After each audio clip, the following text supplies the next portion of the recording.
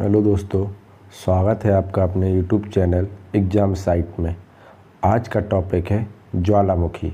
शुरू करने से पहले आप लोगों से गुजारिश है कि कृपया चैनल को सब्सक्राइब करें, लाइक करें और कोई भी सुझाव है तो कृपया हमें कमेंट करके अवश्य बताएं।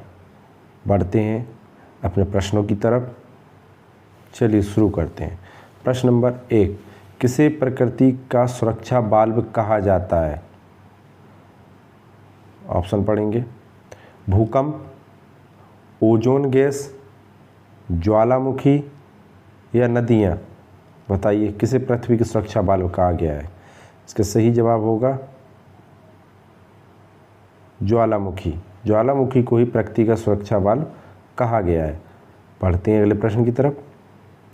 प्रश्न नंबर 2, किस ज्वालामुखी में अक्सर उद्गार होता रहता है? बताइए, मतलब फूटता रहता है। बताइए, ऑप्शन पढ़ेंगे। जागृत ज्वालामुखी, दूसरा है प्रसुप्त ज्वालामुखी, तीसरा है मृत ज्वालामुखी, चौथा है शांत ज्वालामुखी। बताइए क्या होगा इसका सही जवाब? इसका सही जवाब होगा जागृत ज्वालामुखी, जो कि जिसमें लगातार उद्गार होते ही रहते हैं। ज्वालामुखी फूटते ही रहता है उसका, इसलिए उसे कहेंगे जागृत ज्वालामुखी। बढ़ते हैं प्रश्न नंबर 3, किस ज्वालामुखी में ऐतिहासिक काल से उद्गार नहीं हुए? मतलब बहुत प्राचीन समय से इसमें उद्गार ही नहीं हुए, पता ही नहीं है कब हुए थे इसमें। मतलब इस प्रकार से क्वेश्चन पूछ रहा। ऑप्शन पढ़ेंगे। 1 जागृत ज्वालामुखी, 2 प्रसुप्त ज्वालामुखी, 3 शांत ज्वालामुखी, 4 मृत ज्वालामुखी। बताइए, इसका जवाब होगा मृत ज्वालामुखी, जिसमें ऐतिहासिक काल से कोई उद्गार नहीं हुआ, तो मृत है, डेड है वो, उसमें कुछ हो ही नहीं रहा। बढ़ते हैं अगले प्रश्न की तरफ। प्रश्न नंबर 4, लंबे समय तक शांत रहने के पश्चात विस्फोट होने वाला ज्वालामुखी क्या कहलाता है? चलिए, ये क्या है जो प्रश्न आते जा रहे हैं, ये क्या है कि ज्वालामुखी के टाइप हैं, श्रेणी है कि कौन सा प्रकार का ज्वालामुखी होते हैं, ये कौन सा। उससे आप लोग को ये प्रश्न करने में आसानी मिल जाएगी अब आगे कि अब कौन से ज्वालामुखी किस प्रकार के होते हैं। ऑप्शन पढ़ते हैं। 1 मृत ज्वालामुखी, 2 सुषुप्त ज्वालामुखी, 3 सक्रिय ज्वालामुखी, 4 निष्क्रिय ज्वालामुखी। चलिए, क्या होगा इसका सही जवाब? इसका सही जवाब होगा सुषुप्त ज्वालामुखी। भाई बहुत समय तक शांत रहा, फिर अचानक उस पर विस्फोट हो गया, तो एकदम सुषुप्त था, एकदम विस्फोट हो चुका उसमें बाद में, इसलिए सुषुप्त ज्वालामुखी। बढ़ते हैं अगले प्रश्न की तरफ। प्रश्न नंबर 5, ज्वालामुखी में जलवाष्प के अलावा कौन सी गैसें होती हैं? ज्वालामुखी में सबसे अधिक मात्रा में पाई जाती है जलवाष्प। जलवाष्प के साथ और कौन सी गैसें पाई जाती हैं? अच्छा प्रश्न है ये ज्वालामुखी की श्रेणी में, और ये यूपीपीसीएस लेवल के जो आप लोग एग्ज़ाम देते हैं उसमें ये प्रश्न काफ़ी मिलेगा कि सबसे अधिक मात्रा, ये अगर प्रश्न ये बने कि सबसे अधिक कौन सी चीज़ पाई जाती है तो जलवाष्प, और साथ में यह प्रश्न अगर थोड़ा बढ़ाना हो या टफ करना हो तो उन्हें ये भी पूछ लेंगे जलवाष्प के अलावा क्या पाया जाता है। ऑप्शन पढ़ेंगे। 1 nitrogen oxygen, 2 hydrogen oxygen, 3 carbon dioxide hydrogen और nitrogen, 4 SO2 sulphur dioxide carbon dioxide nitrogen. बताइए क्या होगा इसका सही जवाब? इसका सही जवाब होगा option number 4 sulphur dioxide, carbon dioxide और नाइट्रोजन और प्लस जलवाष्प, ये सब मिलकर ज्वालामुखी से विस्फोट होकर जो गैसें निकलती हैं ये हैं। बढ़ते हैं अगले प्रश्न की तरफ। प्रश्न नंबर 6, क्रेटर और काल्डेरा स्थल आकृतियाँ किससे संबंधित हैं? बताइए, ये दो आपको नाम मिलेंगे, इनका संबंध किससे है? बताइए। ये प्रश्न काफ़ी बार आ चुका है पेपरों में, ये तो अंदाज इतना नहीं पता है किस पेपर में आया है, पर पेपर में आ चुका है। चलिए ऑप्शन पढ़ते हैं। 1 उल्कापात, 2 ज्वालामुखी, 3 पवन क्रिया, 4 हिमानी क्रिया।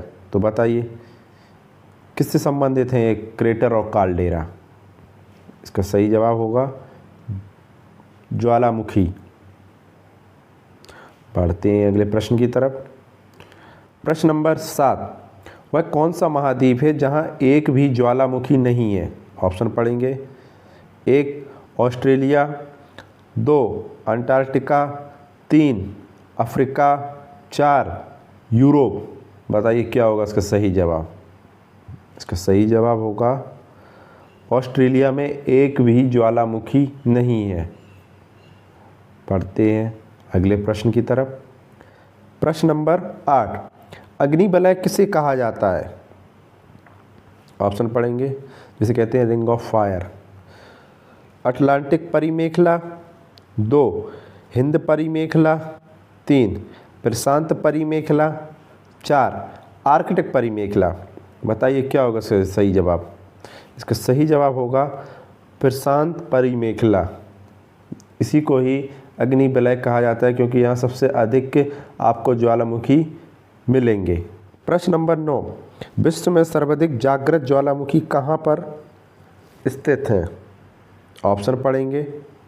अंध महासागर, ऑप्शन 2 प्रशांत महासागर, ऑप्शन 3 हिंद महासागर, ऑप्शन 4 आर्कटिक महासागर। बताइए क्या होगा इसका सही जवाब?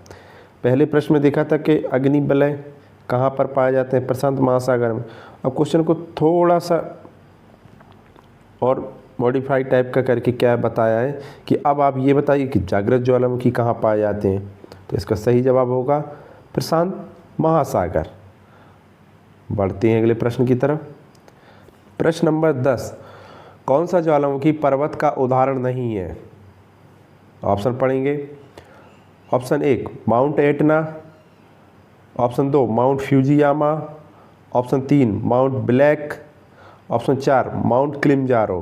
बताइए क्या होगा इसका सही जवाब? इसका सही जवाब होगा माउंट ब्लैक, जो कि ज्वालामुखी पर्वत का उदाहरण नहीं है। एटना है, फ्यूजियामा है, किलिमंजारो है, ये तीनों हैं ज्वालामुखी पर्वत के उदाहरण और माउंट ब्लैक नहीं है। बढ़ते हैं अगले प्रश्न की तरफ। प्रश्न नंबर 11, विश्व का सबसे ऊंचा ज्वालामुखी पर्वत कौन सा है? बताइए।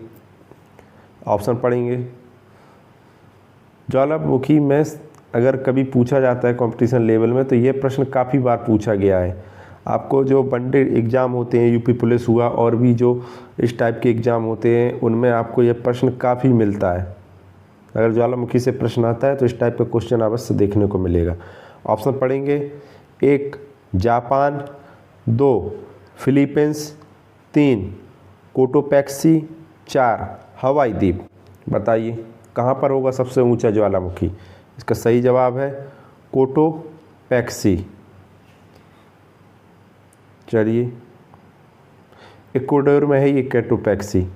दक्षिण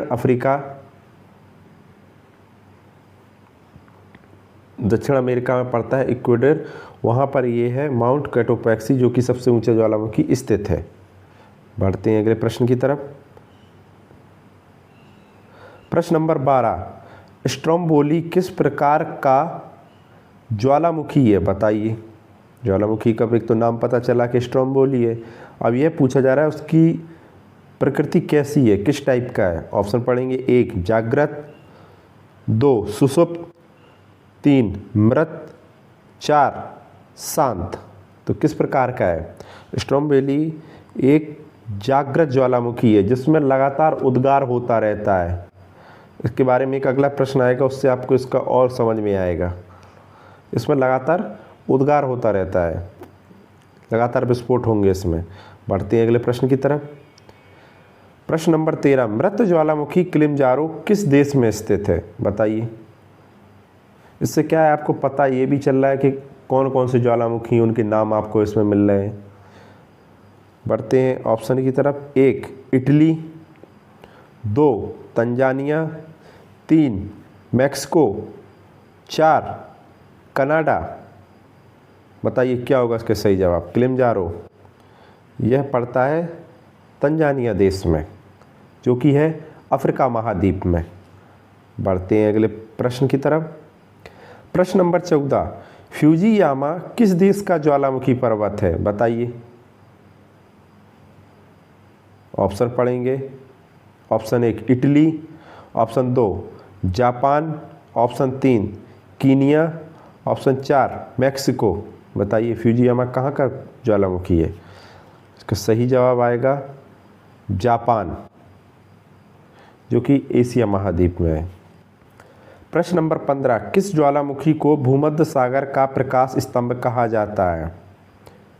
ऑप्शन पढ़ेंगे। Option 1 Etna, option 2 Krakatoa, option 3 Stromboli, option 4 Vesuvius. तो इसका सही जवाब होगा स्ट्रोम्बेली, जो कि भूमध्य सागर का प्रकाश स्तंभ माना जाता है। यहाँ पर क्या है, इससे पहले आपने पढ़ा होगा प्रश्न में कि यहाँ पर लगातार ज्वालामुखियों का उद्गार होता रहता है, यहाँ पर विस्फोट होते रहते हैं, इसलिए भूमध्य सागर का प्रकाश स्तंभ क्या है, उद्गार होता रहता है, बराबर प्रकाश बना रहता होगा, इसलिए यह संज्ञा दी गई है। बढ़ते हैं अगले प्रश्न की तरफ। प्रश्न नंबर 16, माउंट एटना ज्वालामुखी किस द्वीप पर स्थित है? बताइए। ऑप्शन पढ़ेंगे। Option 1 Lipari, option 2 Sicily, option 3 Corsica, option 4 Papua New Guinea. बताइए। माउंट एटना ज्वालामुखी की स्थिति पूछ रहे हैं, इसका जवाब होगा सिसिली, जो कि इटली में है, इटली देश, और उसका द्वीप होगा सिसिली, और सिसिली में अवस्थित है एटना ज्वालामुखी। देखिए कितना अंदर आना पड़ता है, कितना डीप क्वेश्चन बन जाएगा यहाँ से। अगर ऐसा पूछ ले कि माउंट एटना ऑप्शन में इटली है तो भी सही है, अगर ऑप्शन में माउंट एटना के बारे में सिसिली है तो भी सही है। बढ़ते हैं अगले प्रश्न की तरफ। प्रश्न नंबर 17, विसुवियस ज्वालामुखी किस देश में स्थित है? बताइए। क्या होगा इसका सही जवाब? ऑप्शन पढ़ें। 1 कीनिया, 2 इटली, 3 इंडोनेशिया, 4 मैक्सिको।